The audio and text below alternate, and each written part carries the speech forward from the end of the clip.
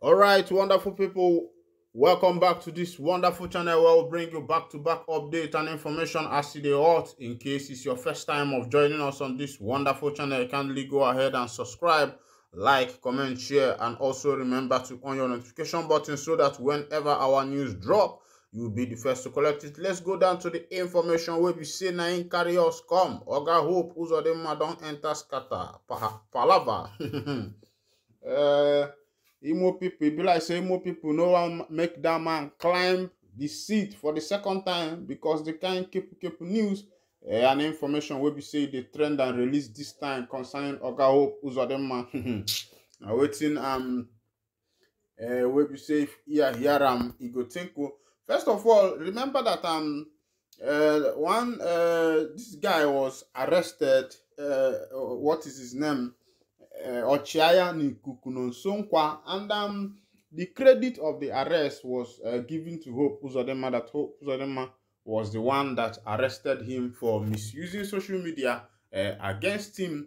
It looks as if we are now in anarchy regime where people cannot be able to say their view. But let's go down to this information where we say it there for my table now about Hope Uzodimma so that you'll be able to understand what is actually happening in Imo State. Then make we go down to that information. Dangers of Hope Uzodimma's second term in Imo State. All around the globe, political leadership is expected to be founded upon public trust. This principle applies even in cases where leadership positions are inherited. It serves as the primary rationale behind the high regard given to leaders in even the most influential kingdoms, as they are seen as individuals of exceptional pedigree and integrity. Consequently, these leaders strive to embody these virtues in the character they project, aiming to serve as respective examples.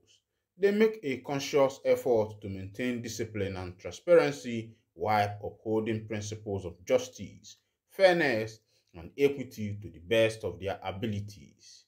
They know that if they sleep, they will draw to the ear of the people and embarrass themselves, and the consequences are usually grave.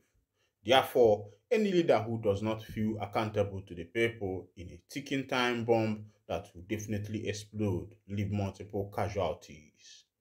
From a critical standpoint, some perceived Hope Uzodimma as a governor who exhibits an inclination to assert absolute dominance over the residents of Imo State. Hypothetically speaking, if given the opportunity, he might even seek to possess the authority to dictate the fate of every individual within the state. It is evident that he has engaged in conflict with various political leaders in Imo State whom he views as rivals. Notably, he has been involved in confrontations and public humiliation of former Governor Rochas Okorocha and his son-in-law Uche Nwosu, going as far as making arrests in manner reminiscent of a Gestapo operation on trumped-up charges. Uzodimma boxed them into silence and towards losing their grip in their same party, the All Progressive Congress (APC). Former Senator Ifeanyi Ararume, he made sure he did not sit as chairman of the Nigerian National Petroleum Company Limited, but even after appointment, Uzodimma was said to have told all manners of lies against Ararume to the presidency and alleged special huge sum of taxpayers to block the opportunity that came his brother's way, ultimately making him lose the position. Likewise, Uzodimma has engaged in confrontation with former Governor Right Honorable Emeki Ihedioha, whose electoral victory was overturned during a court ruling.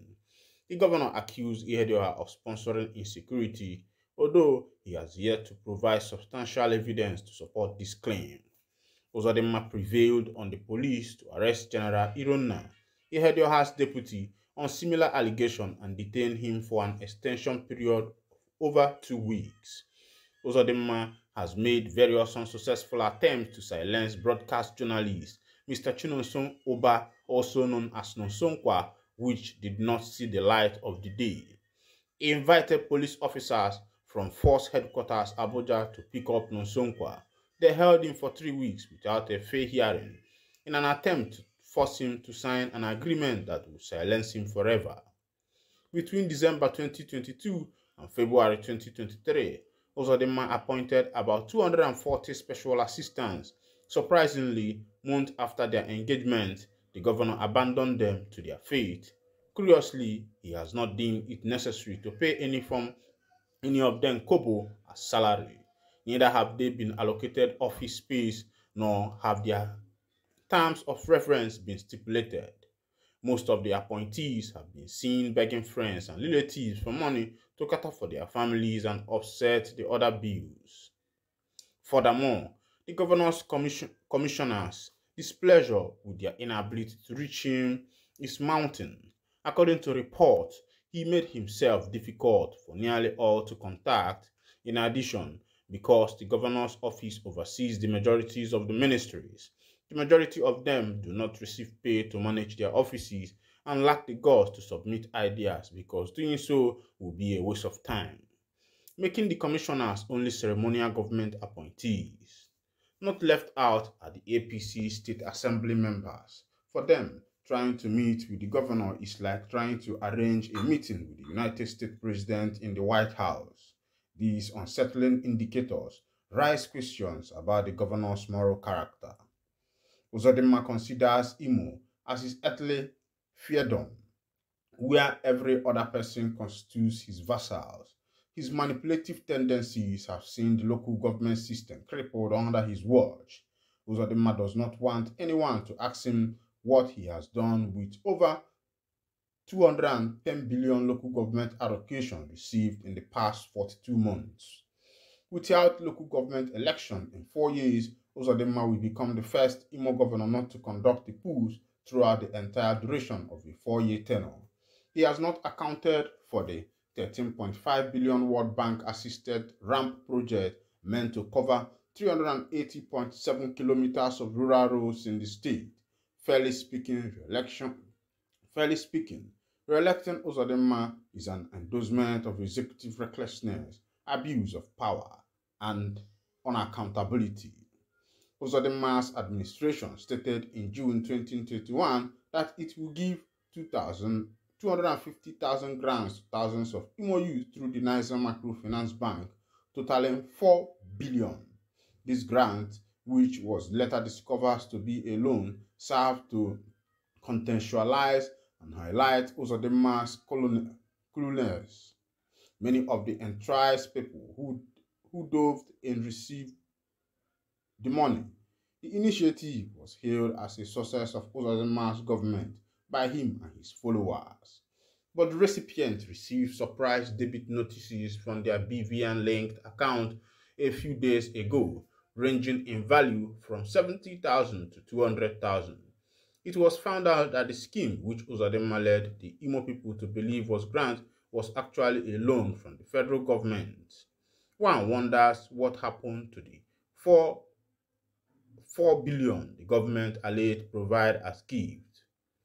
By and large, Uzodimma has shown to be an irresponsible politician and leader.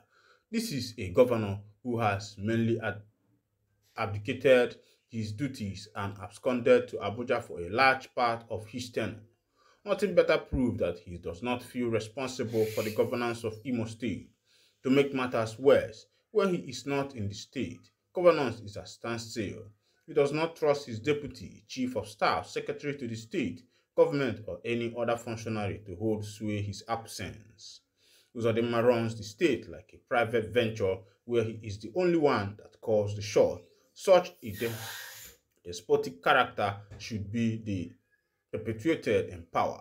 Imo people run a great risk to have him by any means return as governor in January 2024.